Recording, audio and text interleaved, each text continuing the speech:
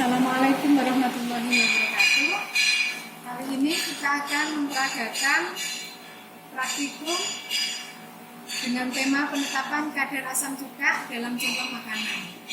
Nah, sebagaimana kalian ketahui kan bahwa cuka itu adalah bahan tambahan rasa yang sering kita jumpai di dapur ya. Nah, umumnya cuka yang dijual di pasaran ini memiliki kadar antara 25 hingga 30%. Nah, seringkali ditemukan adanya pemalsuan pada cuka, terutama dalam hal kadarnya. Oleh karena itu, maka diperlukan suatu pengawasan kemurnian asam cuka yang bisa dilakukan dengan menggunakan titrasi asam basa sehingga konsumen tidak dirugikan.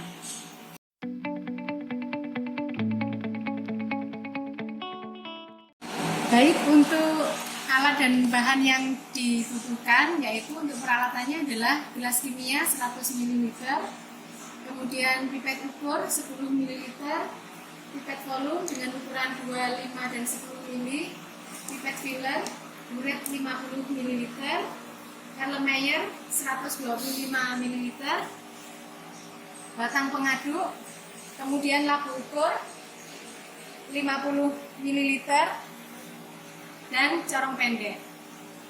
Nah, untuk bahan yang kita butuhkan adalah larutan asam oksalat, kemudian larutan NaOH, contoh cuka dapur,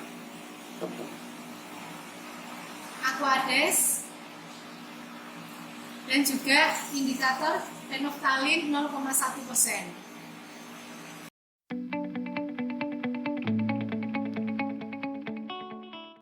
Untuk tahapan penetapan kadar cuka, ini yang pertama-tama adalah pembakuan baku sekunder yaitu NaOH. Yang pertama-tama yang kita harus siapkan adalah buret. Jadi kita pastikan bahwasanya kita sudah mempersiapkan buret dan mencuci buret dengan larutan NaOH.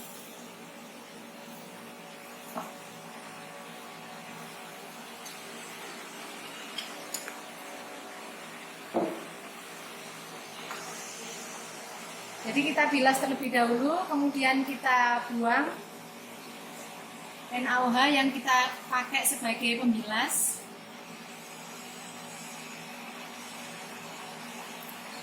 Nah, setelah itu kita masukkan kembali larutan NaOH ke dalam buret.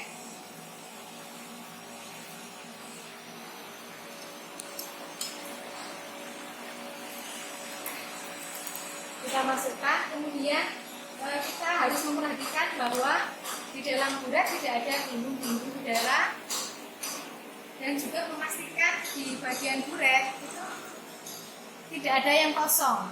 Jadi pada bagian bawah buret harus terisi dengan cairan titran. Nah, setelah itu kita periksa apakah volume buret itu sudah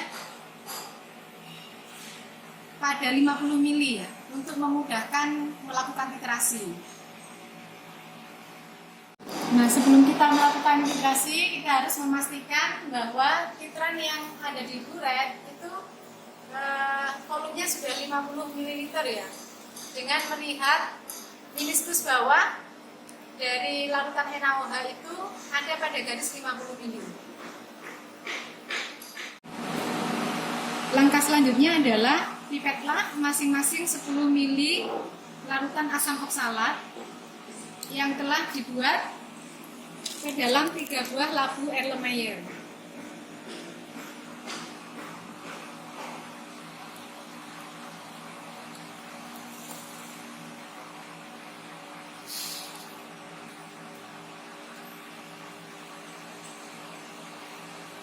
Setelah kita pastikan sudah 10 ml, kita pindah ke dalam Erlenmeyer.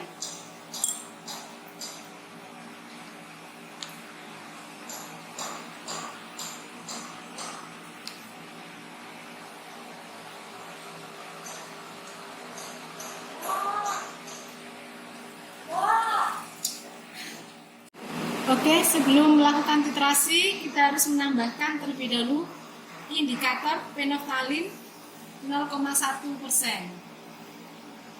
sebanyak 3 tetes.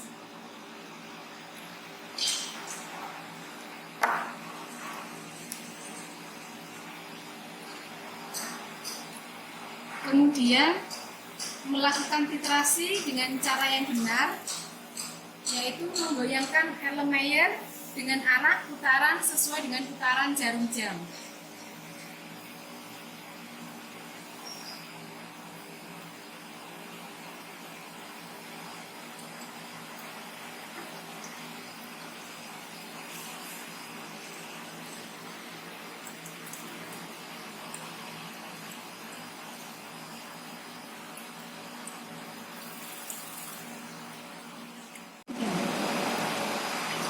Hentikan titrasi setelah terjadi perubahan warna larutan yang dititrasi menjadi merah muda. Perubahan warnanya ini harus bersifat tetap, jadi tidak boleh hilang. Ini menandakan bahwa titik akhir titrasi sudah terjadi dan titrasi harus dihentikan.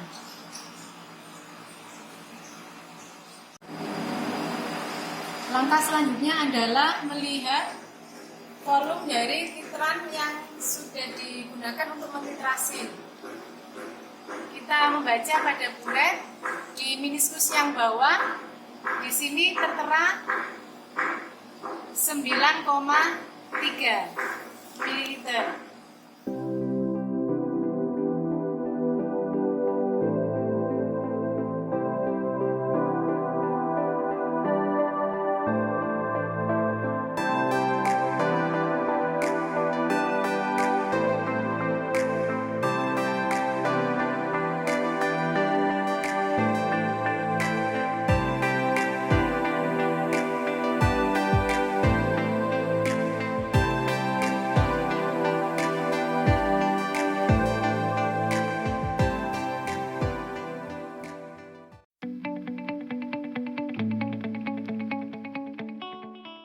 Untuk tahap selanjutnya, yaitu penentuan kadar asam asetat, yang dilakukan adalah menyiapkan larutan sampel, yaitu cuka yang sudah kita encerkan.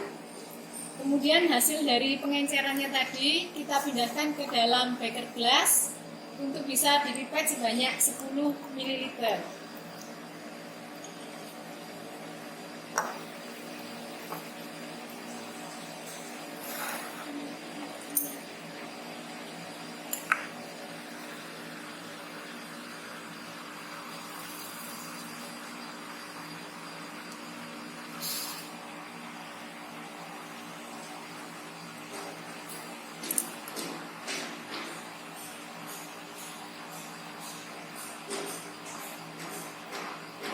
Setelah itu dipindahkan ke dalam Erlenmeyer.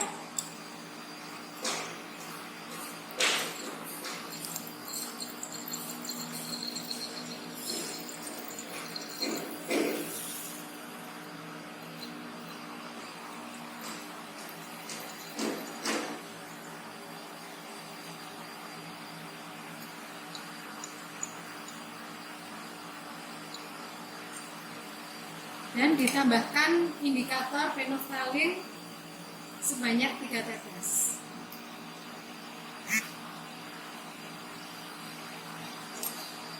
Kemudian dilakukan titrasi penetapan kadar seperti titrasi pembakuan sebelumnya.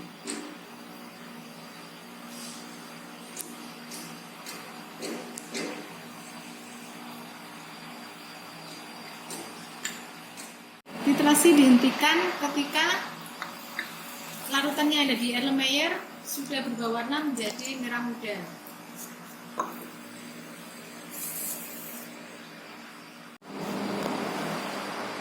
Kemudian kita membaca volume titran yang ada di buret dengan melihat pada meniskus bawahnya. Di situ